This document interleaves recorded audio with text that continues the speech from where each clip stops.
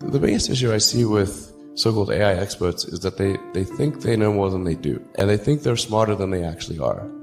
In general, we are all much smarter than we think we are, but much less smart, dumber than we think we are, by a lot.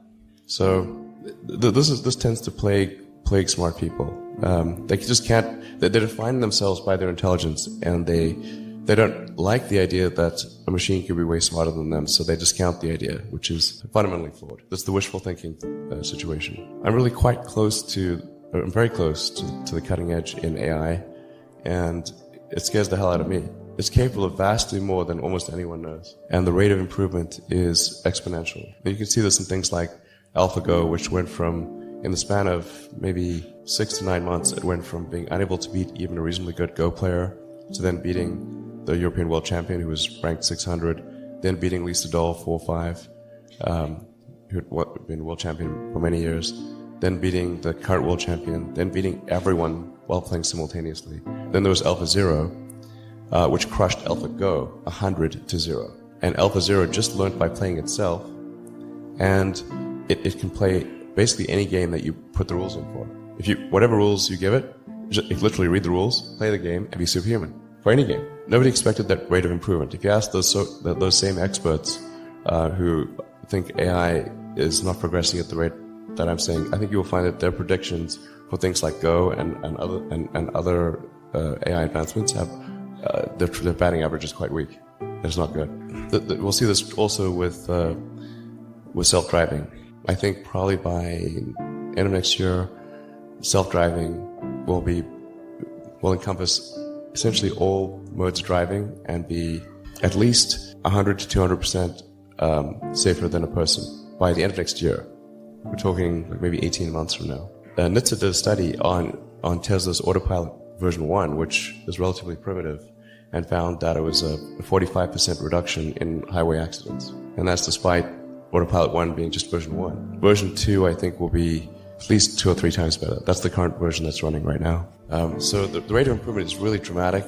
We have to figure out some way to ensure that the advent of digital superintelligence is one which is symbiotic with humanity. I think that's the single biggest existential crisis that we face, and the most pressing one. I'm not normally an advocate of regulation and oversight. I mean, I think one should generally err on the side of minimizing those things.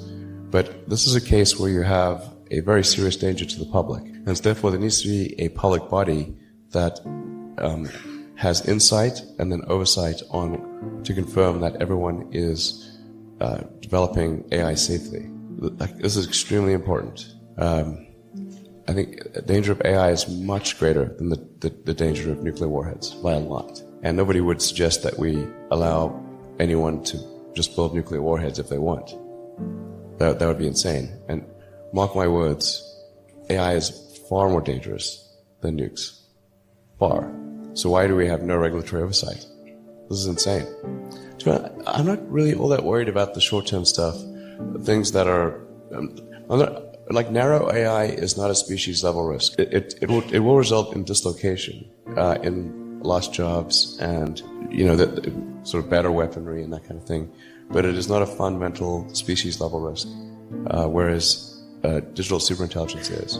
So it's really all about laying the groundwork to make sure that if humanity collectively decides that creating digital superintelligence is the right move, then we should do so very, very carefully. Very, very carefully. This is the most important thing that we could possibly do. There are other things that are on a longer time scale, and obviously the things that I believe in, like extending life beyond Earth, making life multi-planetary. I'm a big believer in sort of Asimov's Foundation series, or the principle that you really want to, if you know that there's likely to be, well, you don't know, but there's likely to be another Dark Ages, which it seems, my guess is there probably will be at some point. I'm not predicting that we're about to enter Dark Ages, but that there's some probability that we will, particularly if there's a Third World War. Then we want to make sure that there's enough of a seed of human civilization somewhere else to bring civilization back and perhaps shorten the length of the Dark Ages. And I think that's why it's important to get a self-sustaining base, ideally on Mars, because Mars is far enough away from Earth that a war on Earth, the Mars base, might survive. is more likely to survive than a moon base. But I think a moon base and a Mars base that could perhaps help regenerate life back here on Earth would be really important, and to get that done before a possible World War III. Last century we had 2 massive world wars, 3 if you count the Cold War. I think it's unlikely that we will never have another World War again. There probably will be at some point. Or if we have another one, it'll be the last. Yeah, it just could be radioactive rubble. Again, I'm not predicting. It just seems like, well, if you say given enough time, will it be? Most likely, given enough time. This has been our pattern in the past. But I think sustainable energy is also obviously really important. It's tautological. If it's not sustainable, it's unsustainable. Yeah, how close are we to solving that problem? Well, I think that the core technologies are there with the wind, solar, with batteries.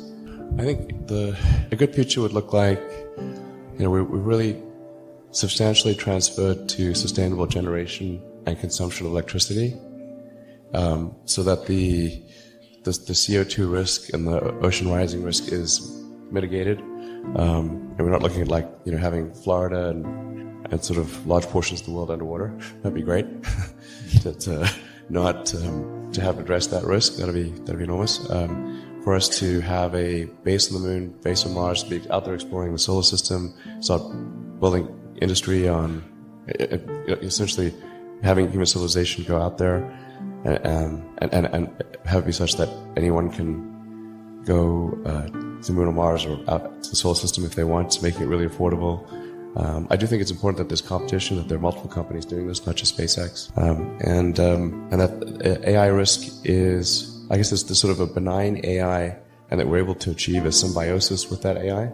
Ideally, the AI, there's somebody who, I can't remember his name, but had a good suggestion for what the optimization of the AI should be.